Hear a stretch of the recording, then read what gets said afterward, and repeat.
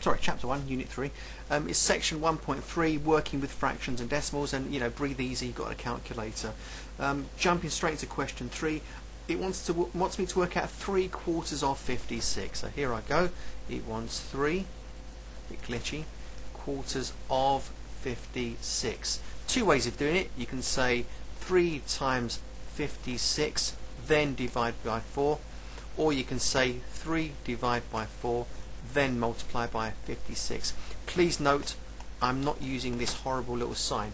I know too many kids get confused by that sign when they're in an exam or in a test and they read it as a times, or they don't read it as a divide, so please don't ever use that. Never, never, ever, ever use that horrible little thing. Anyway, so I'm going to pick up my machine and I'll go with the first method here. So that's what I'm going to go with right now. So I'm going to say 3 times 56. I'm going to write down 168. Again, you don't need to show this middle step. So 368 over 4. That's going to give me, now divide by 4. And I've got here 42.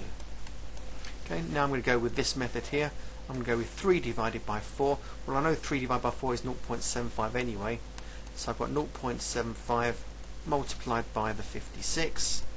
Essentially 3/4 of 56. So 0.75 times 50.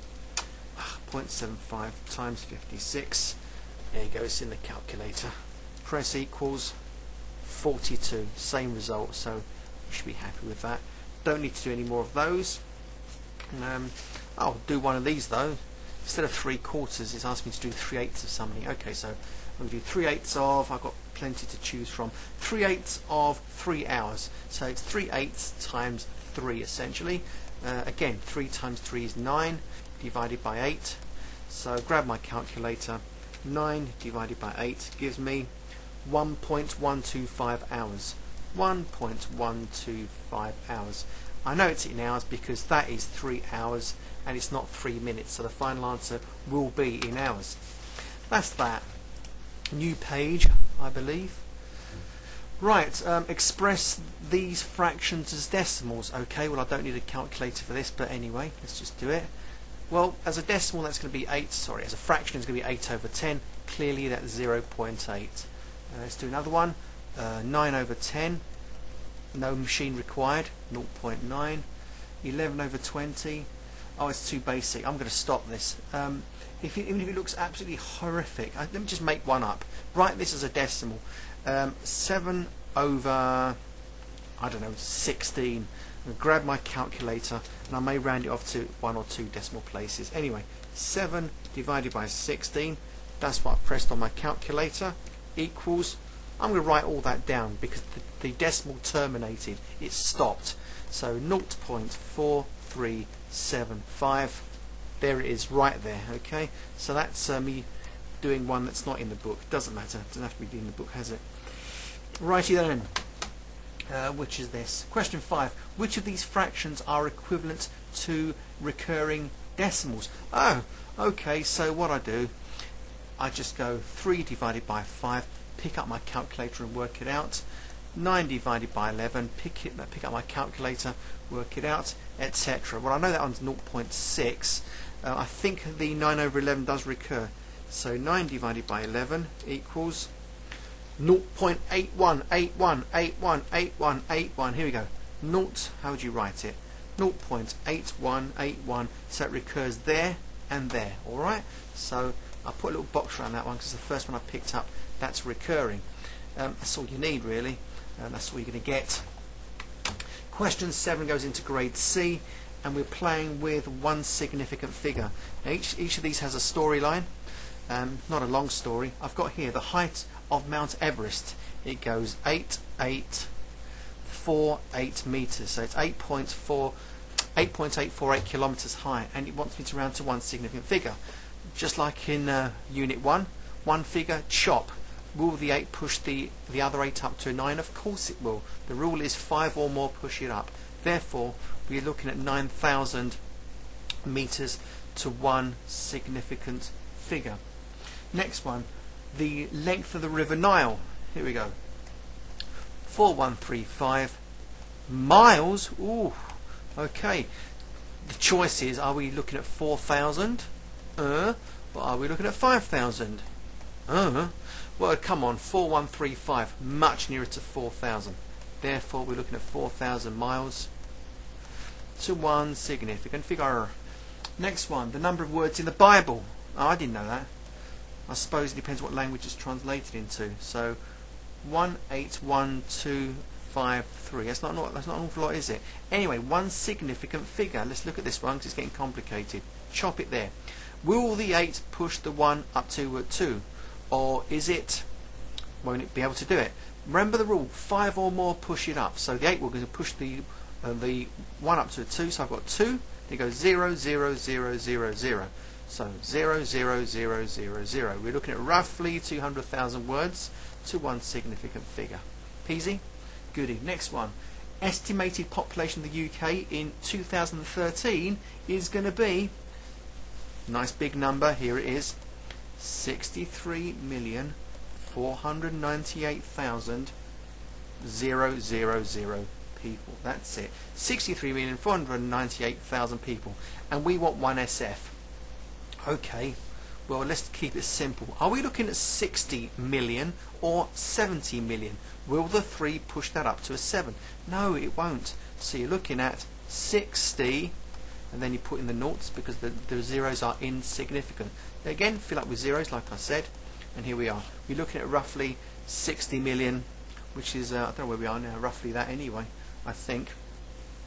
Okay, so what's the next one? The diameter of a pound coin. Alright, I don't know who measures these things and why they want to do it. Anyway, 2.250 centimeters diameter. One significant figure. Now, I know we have a decimal point there. We're not talking about decimal places. The choice is, will that 2 push the 2 up to 3 centimeters, or do we say it's roughly 2 centimeters? 5 or more? No, it's not. Therefore, you're looking at 2 centimeters to one significant figures. And by the way, the population was to one SF as well.